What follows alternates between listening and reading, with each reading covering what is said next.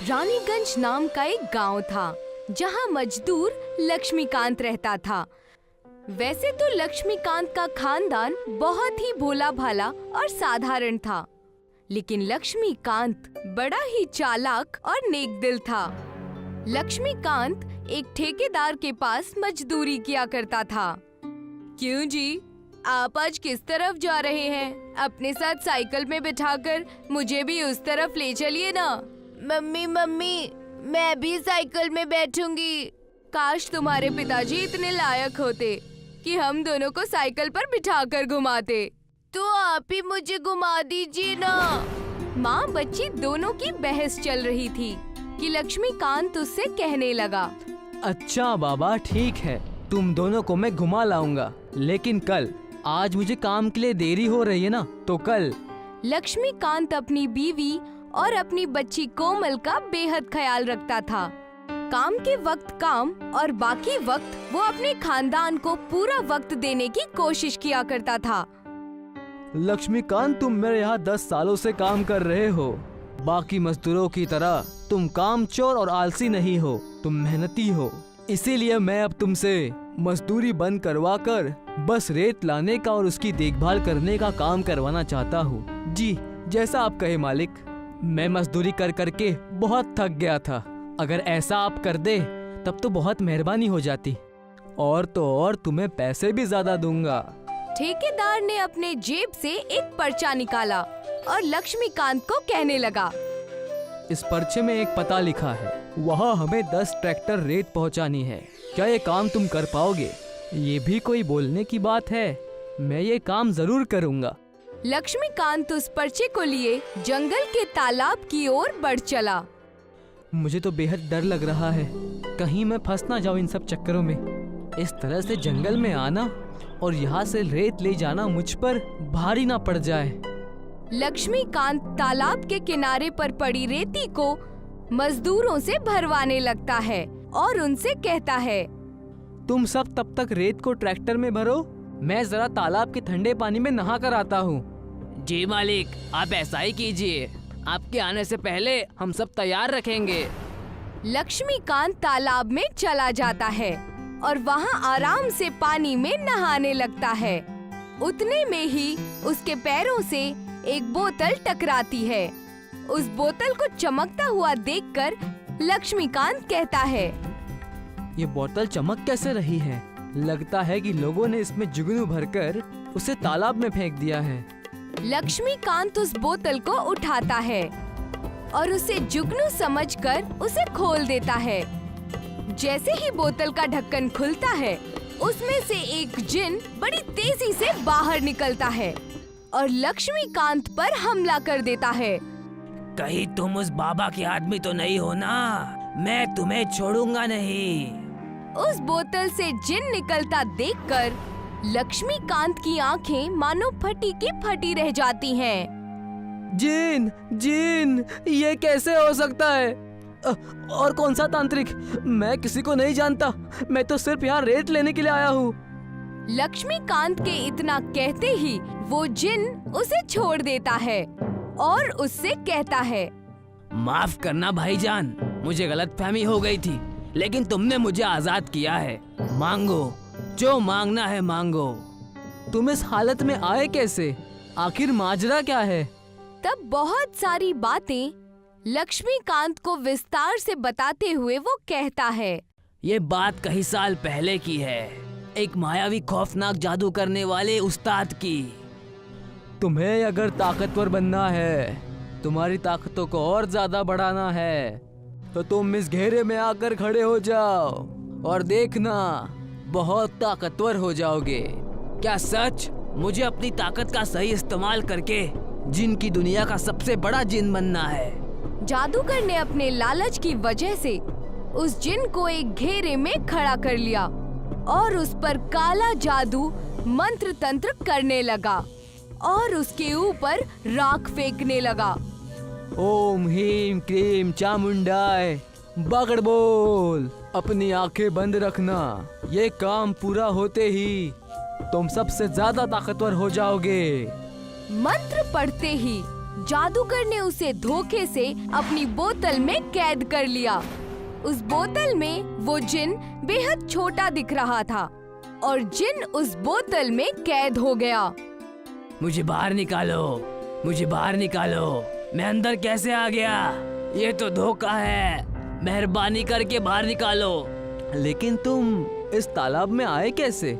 मुझे उस उस्ताद ने इस तालाब में कैद करके रखा था। काले जादू की जरूरतें लाने वो पहाड़ियों पर गया था और तुमने मुझे आज रिहा किया। इसीलिए मैं तुम्हें एक भेंट देना चाहता हूँ। कैसी भेंट? जिन लक्ष्मीकांत को एक बड़े से रेत के टीले के पास लेकर जाता है, जो रेत का टीला तालाब से हटकर होता है। लक्ष्मीकांत वहाँ जाकर देखता है कि पूरी रेत चमक रही है। रेत के अंदर हीरे ही हीरे हैं। हीरे की रेत? ये चमकते हुए हीरे असली है? बिल्कुल असली है और सब हीरो की रेत तुम्हारी है। क्या सच? अगर ऐसा है तो मैं तुम्हारा एहसान जिंदगी भर नहीं भूलूंगा। लक्ष्मीकांत उन हीरों की रेत की मदद से रातों रात बेहद बड़ा आदमी बन जाता है। पूरे शहर और जिले में सबसे रईस आदमी बन जाता है। वो हीरों की रेत से अपना बड़ा सा घर बनाता है और कई सारी जमीनें भी खरीद लेता है। देखा बेगम, मेहनत और अच्छे काम ने आज इतना अच्छा बना दिया। जिन भाई की मदद से हमारे पास आज सब कुछ है, हर एक चीज जो हमें चाहिए थी। वैसे आखिरी बार आप उनसे कब मिले थे? उस अच्छे जिन से आज मैं मिलने जा रहा हूँ। अब वो पूरी तरह आजाद है। एक तरफ जिन और लक्ष्मीकांत आजाद घूम रहे थे, दूसरी ओर उस जादूगर को हीरे की रेत और लक्ष्मीकांत के बारे में पता चल गया और उसे ये भी पता चल गया कि उसका कैद किया हुआ जिन अब आजाद हो चुका है। इन दोनों का मुझे कुछ करना होगा। ये मुझसे चालाकी कैसे कर सकते हैं? वो जादूगर उस जिन को ढूंढने लगता है और देखता है कि एक बगीचे में वो जिन और लक्ष्मीकांत बातें कर रहे थे। ये सब कुछ तुम्हारी वजह से ही हो रहा है। अगर तुम ना होते तो मैं आज भी मजदूरी ही कर रहा होता। शुक्रिया, तुम्हारा लाख लाख शुक्रिया। ये भी कोई कहने की बात है? तुमने मुझे उस उस्ताद के चंगुल से आजाद किया, इसीलिए मैंने तुम्हें एक तोहफा दिया। उन दोनों को बातें करता देख जादूगर जिन और लक्ष्मीकांत के सामने जाकर कहता है, बेहद एक दूसरे का साथ निभाया जा रहा है। मुझे भूल गए। उस जादूगर को वहाँ देखकर लक्ष्मीकांत बेहद डर जाता है। तब वो जिन कहता है, डरो मत लक्ष्मीकांत, ये हमारा अब कुछ नहीं बिगाड़ सकता। लगता है तुम मेरे ताकत को भूल गए हो। याद दिलाऊं क्या? तुमने मुझे धोखा देकर कैद किया था, अब तुम मेरा कुछ नहीं बिगाड़ सकते। जिन की बात सुनते ही उस जादूगर ने अपने कमंडल में से राख निकाली और उस जिन के ऊपर फेंक दिया, जिससे बचते हुए वो जिन वहाँ से कूद गया। लक्ष्मीकांत ये सब दूर खड़ा हुआ देख रहा था। अब मेरी बारी। उस जिन ने अपने ताकत से उस जादूगर को रस्सी से बांधकर कहने लगा, देखा, मैंने कहा था ना, इस बार तुम मेरा कुछ नहीं बिगाड़ सकते। मुझे माफ करना, मुझसे गलती हो गई। आइंदा ऐसी गलती कभी नहीं होगी। जिन जादूगर को अच्छा सबक सिखाता है। उसके बाद वो जादूगर उस जिन और लक्ष्मीकांत को परेशान नहीं करता है। लक्ष्मीकांत अपनी बच्ची को एक बड़े से स्कूल में पढ़ाता है और अपने खानदान के साथ उन हीरों की रेत की मदद से खुशी खुशी रहने लगता है और रेती का सबसे बड़ा कारोबारी बन जाता है। नंदू एक जवान लड़का था जिसके पास खुद की एक रेहड़ी थी। वो कभी इस रेहड़ी पर सब्जियां फरोख्त करता तो कभी मौसम में बिकने वाली चीजें, जैसे गर्मियों में खीरा और सर्दियों में भुने हुए शकरकंद और गर्मियों में भुट्टे। एक शाम नंदू घर पे ढेर सारे मकई ले आया। बेटा, अभी तो बरसात शुरू होने में वक्त है, तूने इतनी सारी मकई इतनी जल्दी क्यों खरीद ली? अम्मा, अगले 2 हफ्ते में बारिश शुरू हो जाएगी। और तब मकई का दाम आसमान छुएगा। और वो क्यों? पिछले साल भी ऐसा ही हुआ था। जैसे बरसात शुरू हुई, मकई के दाम में इजाफा हो गया और इस वजह से मुनाफा भी कम हुआ। इसलिए इस मर्तबा मैंने कब्ल ही सस्ते दाम में मकई खरीद के रख ली। ठीक है, लेकिन क्या इतनी सारी मकई फरोख्त होगी? ये तकरीबन 10-12 बोरी है। हाँ अम्मा, बस बारिश शुरू हो जाए, फिर लोगों को भुना हुआ भुट्टा बहुत पसंद आता है। पिछले साल तो भुट्टों की इतनी मांग थी कि बाजार में मकई थी ही नहीं।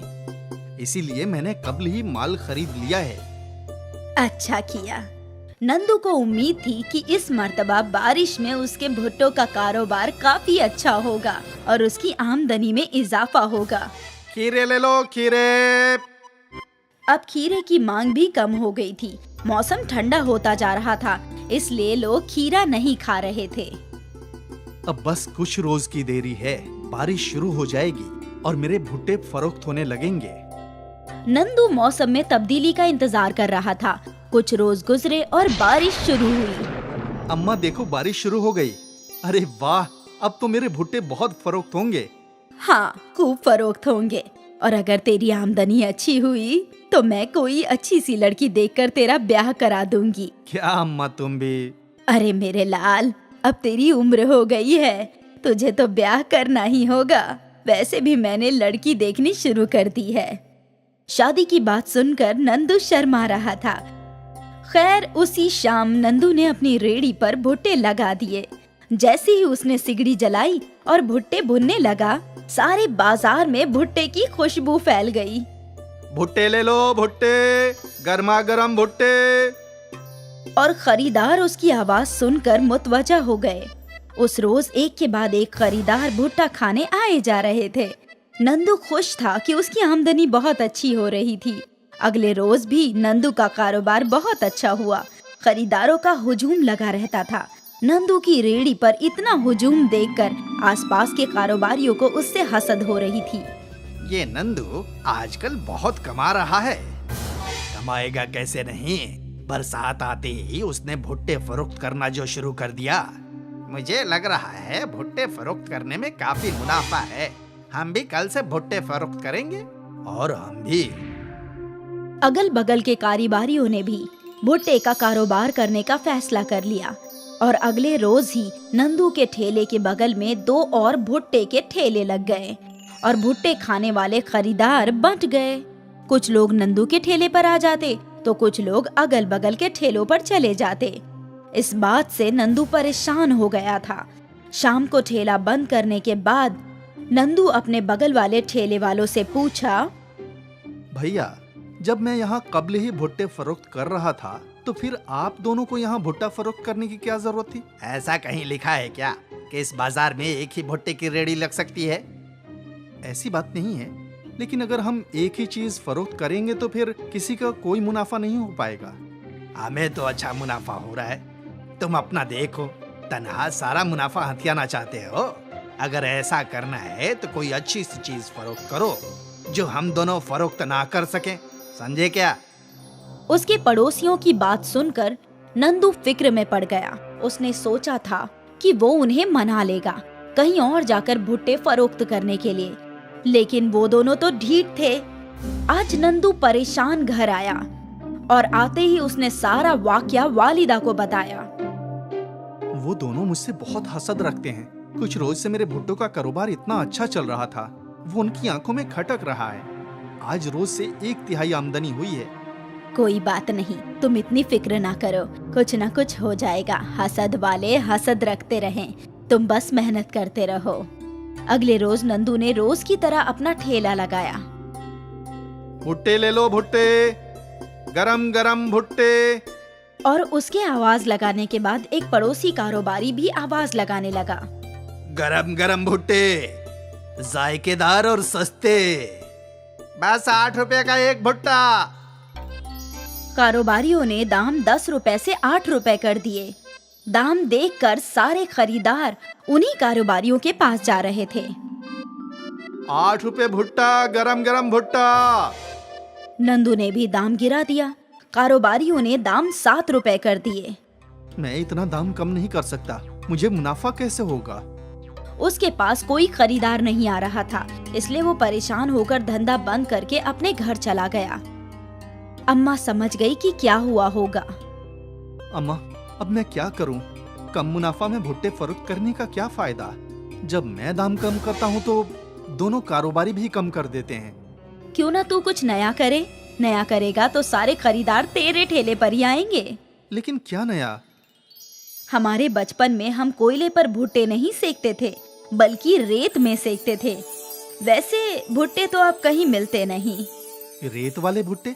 हाँ, वो जायका ही अलग था बेटा। एक मर्तबा कोशिश करके देखो। अगले रोज नंदू ने अपना ठेला लगाया और सिगड़ी पर एक कड़ाही लगाई। उसमें रेत भरा था। आसपास के दोनों कारोबारी हैरान थे और फिर आग जलते ही नंदू आवाज लगाने लगा, ऐसा भुट्टा कभी नहीं खाया होगा। रेत वाला भुट्टा, रिवायती अंदाज में बनाया गया रेत वाला भुट्टा। रेत वाला भुट्टा सुनकर कुछ बुजुर्ग नंदू के ठेले की जानिब गए। उन्होंने वो भुट्टे चखे। वाह, मजा आ गया। कितने अरसे बाद ये खा रही हूँ। काफी लोगों ने रेत वाले भुट्टे पहली मर्तबा चखे। ये तो कमाल है।